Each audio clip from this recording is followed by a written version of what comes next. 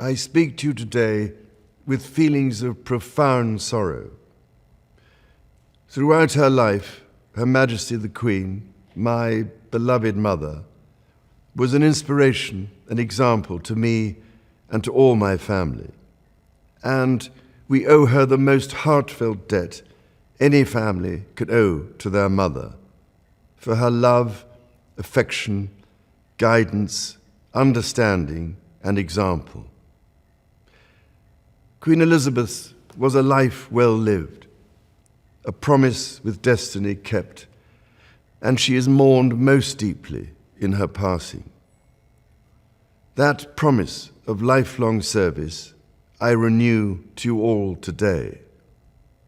Alongside the personal grief that all my family are feeling, we also share with so many of you in the United Kingdom, in all the countries where the Queen was head of state, in the Commonwealth and across the world, a deep sense of gratitude for the more than 70 years in which my mother, as Queen, served the people of so many nations.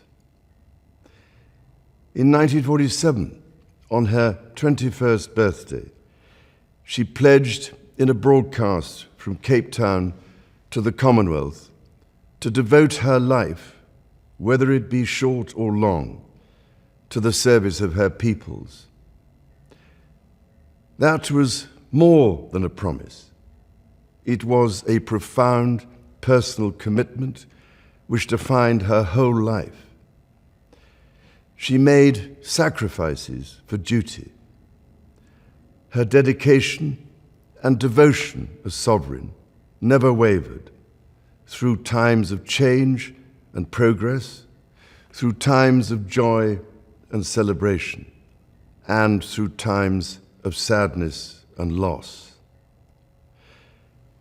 In her life of service, we saw that abiding love of tradition, together with that fearless embrace of progress, which makes us great as nations. The affection, admiration, and respect she inspired became the hallmark of her reign. And as every member of my family can testify, she combined these qualities with warmth, humor, and an unerring ability always to see the best in people. I pay tribute to my mother's memory, and I honor her life of service. I know that her death brings great sadness to so many of you, and I share that sense of loss beyond measure with you all.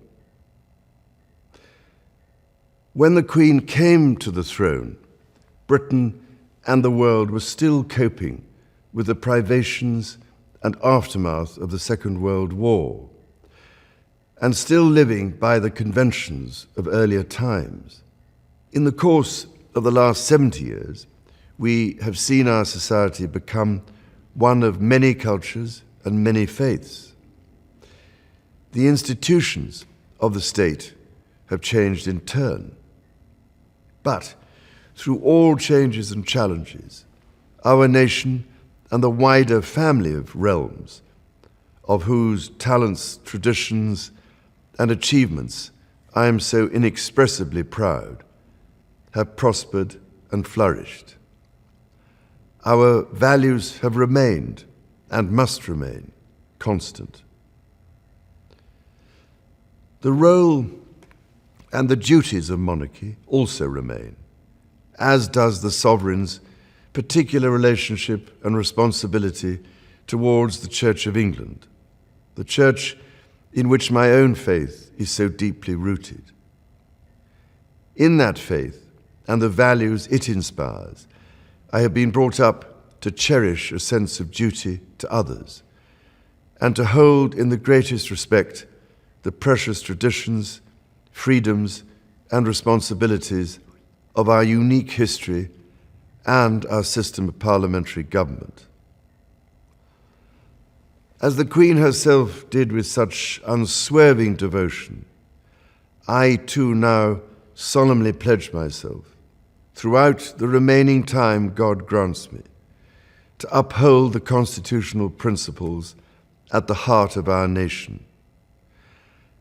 And wherever you may live in the United Kingdom, or in the realms and territories across the world, and whatever may be your background or beliefs, I shall endeavor to serve you with loyalty, respect, and love, as I have throughout my life. My life will, of course, change as I take up my new responsibilities. It will no longer be possible for me to give so much of my time and energies to the charities and issues for which I care so deeply. But I know this important work will go on in the trusted hands of others. This is also a time of change for my family. I count on the loving help of my darling wife, Camilla. In recognition of her own loyal public service since our marriage 17 years ago, she becomes my Queen Consort. I know she will bring to the demands of her new role the steadfast devotion to duty on which I have come to rely so much. As my heir, William now assumes the Scottish titles which have meant so much to me. He succeeds me as Duke of Cornwall and takes on the responsibilities for the Duchy of Cornwall, which I have undertaken for more than 5 decades. Today, I am proud to create him Prince of Wales, Tywysog Cymru, the country whose title I have been so greatly privileged to bear during so much of my life and duty. With Catherine beside him, our new Prince and Princess of Wales will, I know, continue to inspire and lead our national conversations, helping to bring the marginal to the centre ground, where vital help can be given. I want also to express my love for Harry and Meghan as they continue to build their lives overseas.